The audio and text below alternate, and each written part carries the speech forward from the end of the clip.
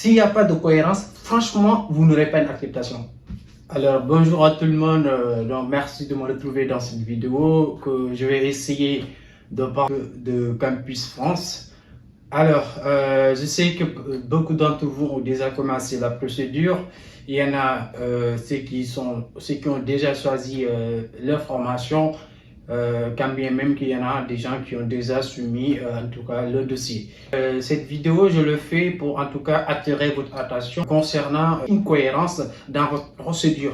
Si vous faites la procédure Campus France, vous allez voir lorsque l'université décrit la formation ou bien les prérequis ou bien quand même les critères de sélection et tout. Et c'est rare de voir l'université mentionne que les étudiants qu'on accepte, ce sont des étudiants qui ont une moyenne de 16, de 15, de 14, de 13. Mais comme par hasard, on voit que l'université mentionne qu'il faudrait quand même qu'il y ait une cohérence dans votre procédure.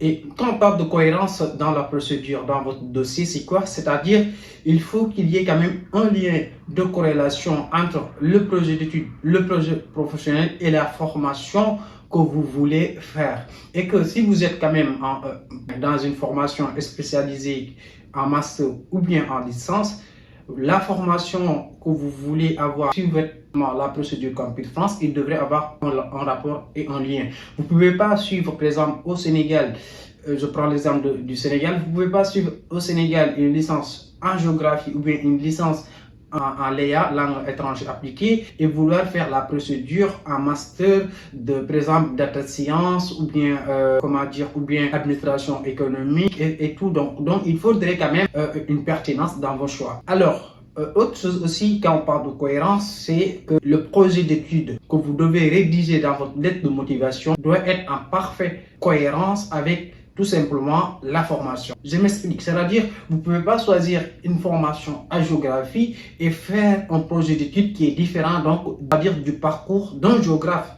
C'est quoi le projet? Le projet d'étude d'abord. Le projet d'étude, ce n'est rien d'autre que tout simplement le cursus universitaire que vous envisagez faire dès l'instant où vous êtes accepté pour aller étudier en France. C'est-à-dire quoi? C'est-à-dire vous êtes inscrit en licence 1 sur Campus France. Votre projet d'étude, c'est de dire, par exemple, après comme de licence, je vais entamer un master en aménagement du territoire ou bien tout simplement, je vais entamer un master en urbanisme ou géomatique. Ça, c'est votre projet d'étude. C'est quoi le projet professionnel? Le projet professionnel, c'est tout de dire avoir réussi mon master 2 en urbanisme ou bien en géomatique. Donc, je voudrais intégrer un bureau d'études par exemple, universitaire après les études. C'est ça. Donc, tout simplement, il y a ce qu'on appelle cette continuité entre la formation que vous voulez faire et le projet d'études, mais également après le projet d'études, après les études, le projet professionnel, c'est-à-dire le métier tout simplement que vous voulez exercer. Donc, je vous dis tout simplement de faire des recherches et de savoir quand même qu'est-ce que vous voulez faire. Qu'est-ce que vous voulez avoir comme diplôme, mais également qu'est-ce que vous voulez faire comme métier. Et je vous le dis, hein, s'il n'y a pas de cohérence, franchement, vous n'aurez pas une acceptation. Là, c'est sûr. C'est-à-dire, Campus France ne va pas quand même parier à donner des acceptations ou bien les universités ne vont pas parier à donner des acceptations à des étudiants qui ne sont pas sérieux dans leur procédure. C'est vrai, hein, il y en a des étudiants qui ont donné le dossier à des tierces personnes, donc à des qui gèrent la procédure et eux, ils vont rester bras croisés. C'est très simple de le dire, de le faire et voilà, c'est très facile quand même. Mais, c'est-à-dire, vous n'aurez pas d'informations. Parce que vous, ce que vous attendez, c'est que l'agence ou bien la personne qui gère votre dossier vous appelle pour vous dire bah vous avez une acceptation, vous avez un refus. Bah, mais c'est trop facile les gars. Allez chercher de l'information. Faites des recherches sur les universités que vous voulez aller étudier. Faites des recherches sur les villes. Faites des recherches sur la formation et débouchés, mais également sur les masters que vous pouvez faire donc en rapport avec cette formation. Ne restez pas les bras croisés les gars. C'est-à-dire, soyez optimistes les gars, soyez optimistes, allez chercher de l'information. Il faut avoir cette curiosité donc de dire ouais je veux aller étudier en France mais je vais aller chercher de l'information au préalable pour pouvoir quand même mener à bien mon dossier. Parce que retenez qu'il y a également l'entretien avec un agent Campus France qui vous attend. Dès l'instant que vous avez soumis votre dossier et que vous avez payé les frais d'inscription, vous allez peut-être pas obligatoirement, mais probablement faire un entretien avec un agent Campus France.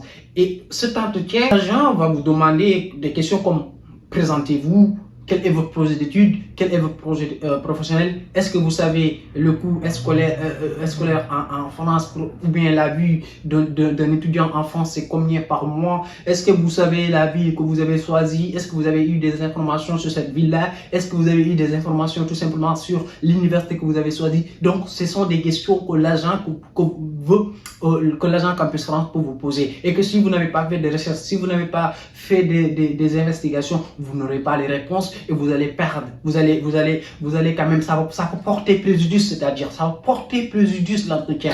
Donc les gars, tout ce que je vous conseille, c'est de chercher la cohérence entre la formation que vous avez choisie, le projet d'études, le projet professionnel. Parce que ça va vous aider, mettre du plus à votre dossier, et ça va quand même, ça peut permettre à ce que votre dossier devienne solide. S'il y a cette cohérence, cette pertinence dans votre dossier, franchement, vous avez 1000 chances pour avoir une acceptation. Sur ce, je vous souhaite bonne chance, et que, en tout cas, que vous réussissez quand même cette procédure, et qu'en 2026, Inch'Allah, que vous serez tout simplement sur le territoire français. Merci beaucoup, et merci de s'abonner et de liker et de commenter, ça me fera tout simplement plaisir. Merci.